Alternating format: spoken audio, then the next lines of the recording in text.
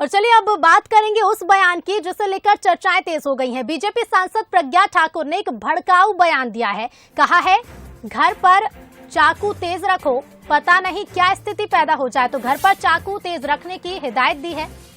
कहा है कि लव जिहादियों को उन्हीं की भाषा में जवाब देना होगा। कर्नाटक के शिवमोगा में आयोजित हिंदू जागरण कार्यक्रम में सांसद प्रज्ञा ठाकुर ने ये भड़काऊ बयान दिया है।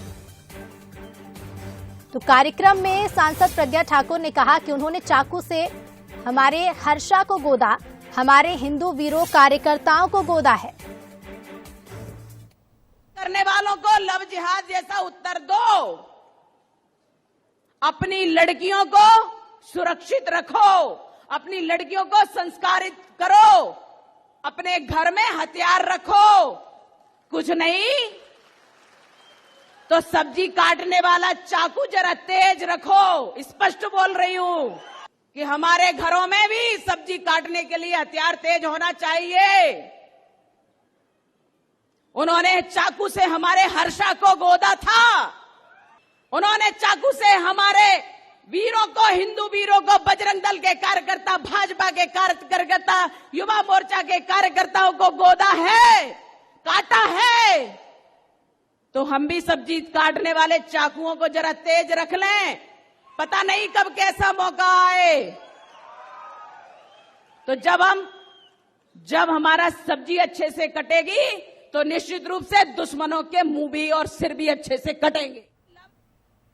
और बीजेपी सांसद प्रज्ञा ठाकुर के इसी बयान को लेकर हम और ज्यादा बातचीत करेंगे। हमारे साथ executive editor Manoj Saini ji live जुड़ रहे हैं। मनोज जी, बीजेपी सांसद ने जिस तरह से बयान दिया है कर्नाटक के शिवमोगा में, निश्चित रूप से कहा जा सकता है कि इस बयान को लेकर अब बयानबाजी और तेज होती दिखाई देगी। देखिए, सांसद प्रज्ञा सिंह हमेशा अपने बयानों को लेकर चर्चा में रहती। कई बार ऐसे बयान दिए हैं जिससे पार्टी की मुश्किलें भी बढ़ी है और कई तरह के सवाल भी खड़े हुए हैं। लेकिन लव जिहाद का जब नाम आता है तो वो खुलकर बोलती है, हमेशा बोलती है और अपने अंदाज में बोलती है। शिवमोगा में जहां का आप जिक्र कर रही थी, वहां एक कार्यक्रम के दौरान वो पहुंची है और सामने आप देख रही होंगे बहुत सारे सैकड़ों लोग उनको सुन रहे थे। उन्होंने बल्कि आगे पीछे ये भी कहा कि सांसद हूं, राजनीतिक हूं, आज हूं कल ना रहूं, लेकिन मेरा असली रूप तो यही है, साध्वी का रूप है। पर जो हिंदुत्व के साथ हो रहा है, जो बाकी जगह हर्षा की हत्या हुई है वहां पर लव जिहाद के मामले में, उसको लेकर दरअसल एक कार्यक्रम वहां पर था और हर्षा का उन्होंने जिक्र कर दिया। जिक्र करते करते वो जो कह गई वो आपने सुनाया, मैं नहीं कहना चाहूंगा, लेकिन सब्जी काटने वाले चाकू की धार तेज कर रखी है। तो इसका आशय क्या निकाला जाए? लेकिन इसके बाद सियासत गरमाई हुई है, कांग्रेस ने अपने तरह से सवाल खड़े किए हैं और जो बयान है वो खूब चर्चा में बना हुआ और एक बार फिर प्रज्ञा सिंह चर्चा में भी आ गई है और सियासी जो माहौल है उसको भी गरमा दिया। बिल्कुल, अब इस पर सियासी प्रतिक्रिया भी ले लेते हैं। मनोज जी, हमारे साथ दो राजनीतिक मेहमान जुड़ रहे हैं। डॉक्टर दुर्गेश केसवानी जी जुड़ रहे हैं, बीजेपी प्रवक्ता हैं, साथ ही स्वदेश शर्मा जी जुड़ रहे हैं, कांग्रेस प्रवक्ता हैं। सबसे पहले सवाल बीजेपी से रहेगा। दुर्गेश जी, बयान आपने सुना होगा, घर पर चाकू तेज रखने की हिदायत देती नजर आई हैं सांसद प्रज्ञा ठाकुर। उनका निजी बयान, उनकी निजी राय समझी जाए या फिर बीजेपी इसका समर्थन करती है? देखिए ऋतु जी, जो सांसद जी ने जो बात कही है जी, तो उसकी भावनाओं को हमें समझना चाहिए। किस तरह से एक कुचक्र देश में चल रहा है। आज आप देखेंगे कि षड्यंत्र करके, झूठ बोलकर, कपट कर झूठ धोखा देकर अगर आप हिंदू बनकर एक लव को जिहाद के रूप में करते हैं और श्रद्धा जैसे हत्याकांड होते हैं, आपने देखा कैसे टुकड़ों टुकड़े करके लाश की गई। तो उनका यही है कि अब महिलाओं को खुद आत्मनिर्भर बनना पड़ेगा, खुद उनको लड़ाई के लिए तैयार रहना पड़ेगा। अगर ऐसे केसेस को रोकने के लिए उनको खुद को प्रत्यक्ष रूप से उनको महिलाओं को अपने आप में उन चीज को लेकर उस चीज पे लड़ने के लिए तैयार, आशय यही है उन चीजों का। आप शब्दों को पकड़कर बात करना चाह रहे हैं, पर निश्चित रूप से जब श्रद्धा मर्डर कांड जैसे चीजें सामने आती हैं तो आत्मा, रूह कांप जाती है ऋतु जी।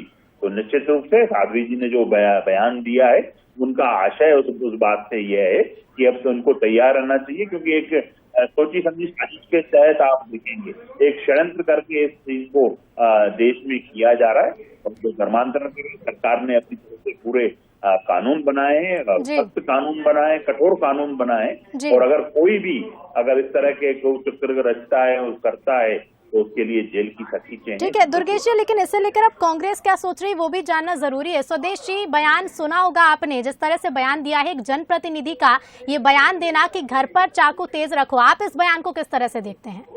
देखिए, ये इनको आप साध्वी प्रज्ञा सिंह कहते हैं, ये प्रज्ञा सिंह है और ये इनका बयान नहीं है, ये राजनीतिक बयान नहीं है, ये इनकी पृष्ठभूमि है। और इनकी पृष्ठभूमि इसलिए मैं जानता हूँ कि मैं लाहौर का हूँ, वो भी लाहौर की है, मैं बहुत अच्छे से जानता हूँ।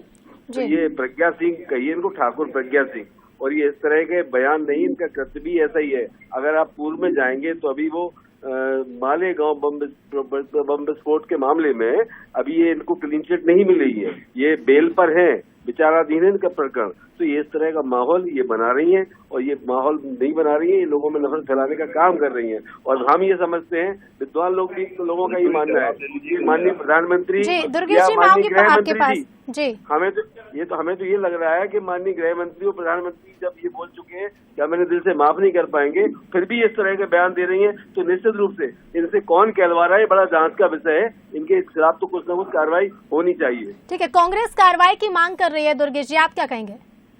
देखिए ऋतु जी, हमारे जो कांग्रेस के प्रवक्ता साथी हैं उनको ये निश्चित रूप से बुरा लगेगा, क्योंकि ये एक विशेष वर्ग की राजनीति करने वाले लोग हैं, ये टुकड़ा टुकड़ा गैंग के समर्थक लोग करने वाले हो। और अगर ये स्वदेश जी, मैं आपका भी जवाब सुनूंगी, पहले दुर्गेश जी को जान लेते हैं। दुर्गेश जी क्या कह रहे हैं, पहले वो सुन लेते हैं।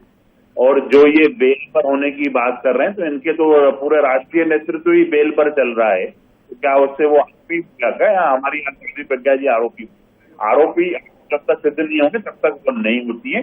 पर ये आशय तो आप, मुझे लगता है कांग्रेस के जो हमारे प्रवक्ता साथी बैठे हैं उस आशय को समझने की चेष्टा नहीं कर रहे हैं।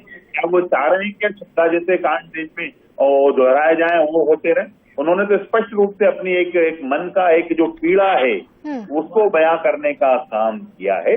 इस घटना से सबके ठीक है, लेकिन दुर्गेश जी देखिए, बयानबाजी भी इस पर लगातार देखी जा रही है। हमारे साथ मनोज जी भी लगातार बने हुए। मनोज जी, आपका कोई प्रश्न हो? दुर्गेश जी, लेकिन वो कह रहे हैं कि धार तेज कर लेना चाहिए, तो क्या धार तेज कर लें? देखिए मनोज जी, वो धार उस चीज को बोल रही हैं कि जो महिलाएं जिन सब चीजों से पीड़ित हैं वो अपने आप को तेज करें, प्रत्यक्ष रूप से लड़ाई कर वो उनसे बचने के लिए, इसलिए वो धार की बात कर रही हैं।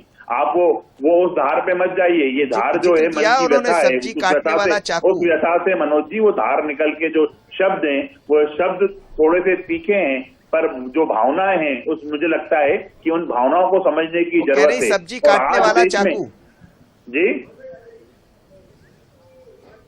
वो कह रही है सब्जी काटने वाली चाकू की धार तेज कर ली है, सब्जी के अलावा बाकी जगह भी काम आ सकता है।